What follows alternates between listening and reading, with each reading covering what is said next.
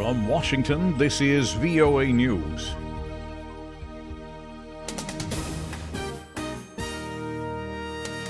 I'm Jonathan Jones reporting. In just 2 weeks, China has announced and has now voted with near unanimous approval to amend the country's constitution and give the party state's powerful leader Xi Jinping a mandate to stay in office indefinitely.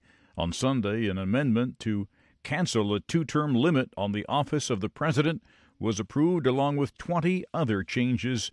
The amendments passed smoothly in the rubber-stamped Nationals People's Congress. Hong Kong saw low turnout numbers for an election Sunday to replace 4 lawmakers disqualified over oaths last year that the Chinese government declared improper. 15 candidates are running to fill the 4 seats that were vacated when the oaths by pro-democracy lawmakers were declared invalid, a move that critics say was politically motivated. China on Sunday said it does not intend to ignite a trade war with the U.S. because that would be disastrous for the entire world.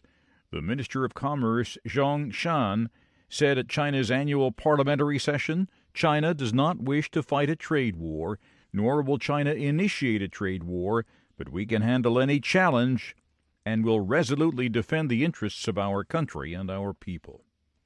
All 11 people aboard a private Turkish jet died Sunday after the jet crashed into a mountainside and burst into flames during heavy rain in southern Iran.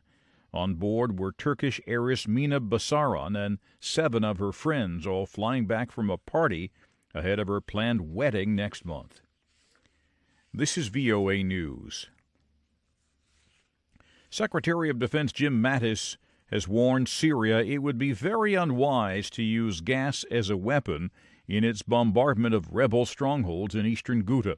Mattis said on Sunday that right now the United States is, quote, getting reports that Syrian President Bashar al-Assad's forces are using chlorine gas in their 3-week-long advance against the rebels outside the capital, Damascus.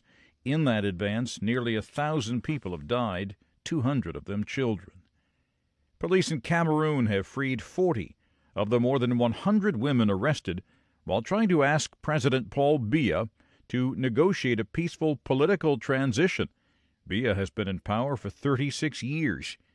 They are also calling on him to solve the crisis caused by separatist groups demanding the independence of the English-speaking from the French-speaking regions of the Central African state. Moki Edwin Kinzeka reports from Yaoundé. Since November 2016, Biya has been battling with the unrest in the English-speaking northwest and southwest regions that started with teachers and lawyers frustrated with having to work in French, took to the streets calling for reforms and greater autonomy. It degenerated with separatist calls for independence. Last October, secessionist groups declared the independence of the English-speaking southwest and northwest regions of Cameroon they call Ambazonia, declaring Ayuk Tabe Julius, who was in exile in Nigeria, as their president.